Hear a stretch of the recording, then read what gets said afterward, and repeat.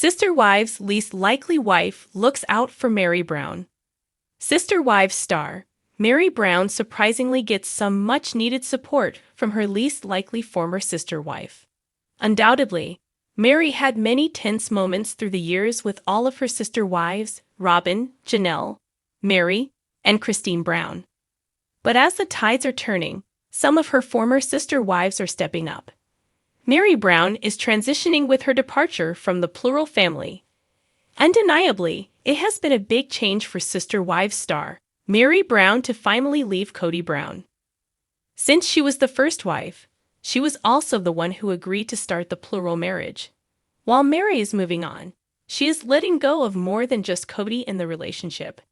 Now, her life is changing with her former sister wives, Robyn, Meri, Janelle, and Cristin Brown.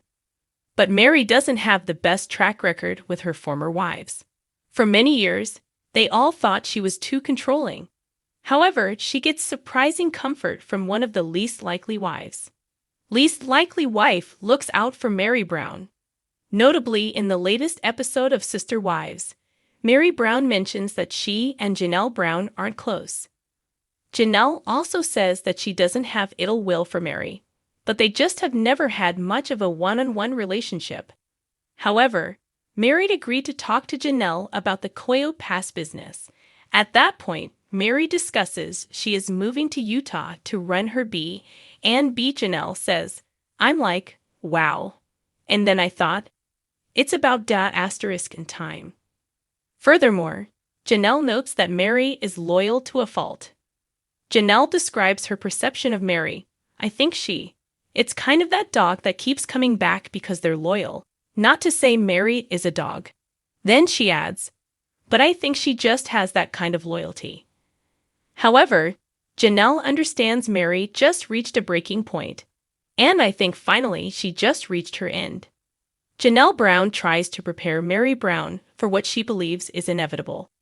Janelle Brown encourages Meri Brown to protect her part of the Coyote Pass property. Meri was baffled that Janelle believes that Kody and Robyn Brown will screw them over. While Meri believed that Janelle was in charge of all the money, Janelle corrected the record that she was only the bookkeeper.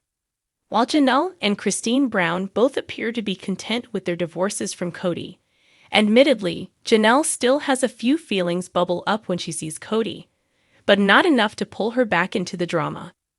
When Meri talks about her relationship with Kody ending, she seems more than just sad. In some ways, she is still struggling with the situation. She never wanted to leave Kody and still wishes they were together. Don't you think we have each other's backs? Unfortunately, Meri Brown is still blindly trusting that Kody Brown will figure out the issue with Coyote Pass possibility of being repossessed. Janelle Brown points out that if the land is sold, Meri won't legally be entitled to a full quarter of the land. Since she is only on one plot, which has both Janelle and Kody listed, Janelle believes Meri will get gypped.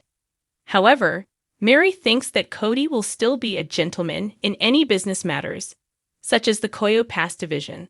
However, Janelle is concerned that this is not the case. Instead, Janelle encourages Meri to be logical in the event Kody and Robyn don't look out for her best interest. Meri asks, "Don't you think we have each other's backs?"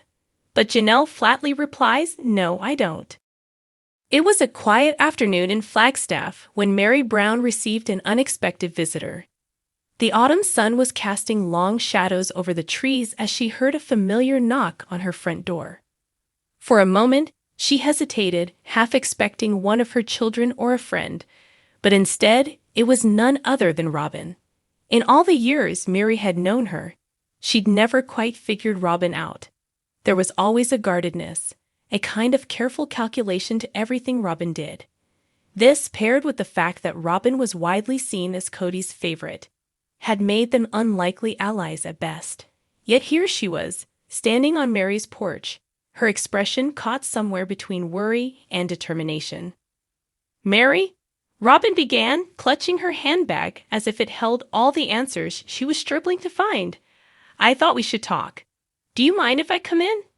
A part of Meri wanted to say no, She'd been hurt, pushed away, and quietly dismissed in more ways than one by Cody and by the family she had once thought of as her own. But the look on Robyn's face told her this was more than a casual visit, so she nodded and led her inside.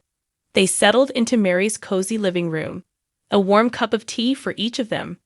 There was a long silence between them as they sipped, each of them measuring the distance of the last few years, the misunderstandings, and the shifting tides of loyalty and connection within the Brown family.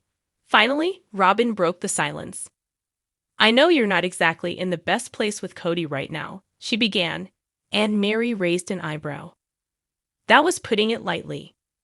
Cody had become more distant, especially after his clear devotion to Robyn, but Meri remained silent, letting Robyn continue. "There's something I feel I need to do, even if it's not my place," Robyn said, her voice hesitant but determined. "I know Cody and well, that things between us are different from his relationships with you and the others. But believe it or not, I care about you, Meri, and I don't think you should be alone in this." Meri blinked, feeling a pang of vulnerability she hadn't expected. She'd grown used to standing alone, to shouldering the weight of her own isolation. And yet, here was Robyn, extending a hand, perhaps even an olive branch. "Why now?" Meri asked, her voice a little sharper than she intended. "All these years you've watched him put me aside. Watched we sit alone at family gatherings. Watched him grow colder and more distant. Why now?" Robyn's face softened, and she leaned forward, her voice barely above a whisper. "Because I've seen you try, Meri. I've seen you give, and all that comes back is this wall he's put up. I thought maybe he'd come around if I didn't interfere, but it's only gotten worse. And I can't stand by anymore and watch you be shut out." It was more honesty than Meri had heard from Robyn in years. For a moment, she was disarmed. She looked into Robyn's eyes and saw a glimmer of empathy that she hadn't recognized before, something genuine and unguarded. She hadn't expected this from Robyn, perhaps the least likely person to champion her. But there she was. "I appreciate you saying that."